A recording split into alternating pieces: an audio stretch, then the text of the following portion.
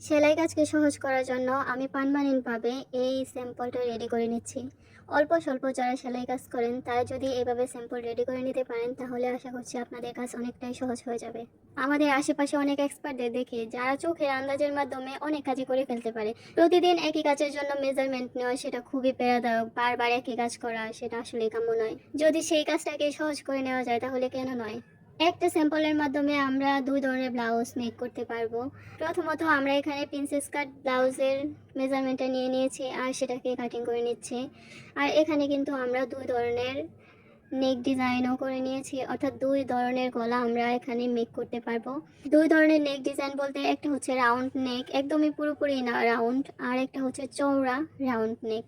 এই দুইভাবে আমরা এই ব্লাউজটাকে মেক করতে পারবো।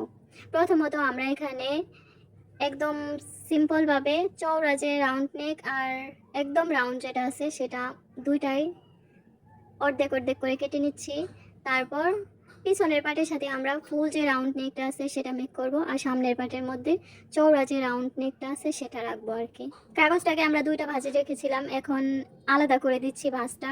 আর উপরের পাটটাকে আমরা রাখবো সামনের পাটের জন্য, আর নিচেরটাকে রাখবো আমরা পেছনের পাটের জন্য। অর্থাৎ উপরে যে পার্টটা আছে সেটা আমরা রাখবো প্রিন্সেস কাট ব্লাউজের জন্য আর নিচেরটা নর্মাল ব্লাউজের জন্য। মানুষ কখনো বলে কোনো কাজই সহজ নয়, আবার কখনো বলে মানুষ পারে না এমন কোনো কাজই নেই। কখন যে কোন কথাটা প্রযোজ্য সেটাই বলে যায় মাঝে মাঝে। এই সামনের শেপগুলোই আমার কাছে মনে হয় প্রিন্সেস কাট ব্লাউজের বিশেষত্ব।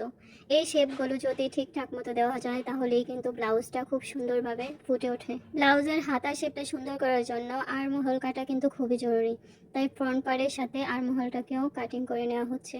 প্রথমত আমরা এই ড্রয়িংগুলো করে নিয়েছি সামনের পার্ট এবং পেছনের পার্ট দুই পাশের জন্যই, তাই আমাদের কাটিং করাটা খুবই ইজি হয়ে যাচ্ছে। একটা ব্লাউজ সুন্দরভাবে মেক করার জন্য যে মেন পার্টগুলো প্রয়োজন সেই পার্টগুলো আশা করছি আমরা এতক্ষণে কাটিং করে নিতে পেরেছি।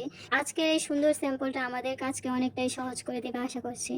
এরকম আরও অনেক অনেক ভিডিও পেতে আমাদের সাথেই থাকেন। আজকের ভিডিওটা এ পর্যন্তই। সবাইকে অনেক অনেক ধন্যবাদ। সবাই ভালো থাকেন, সুস্থ থাকেন। আসসালামু আলাইকুম।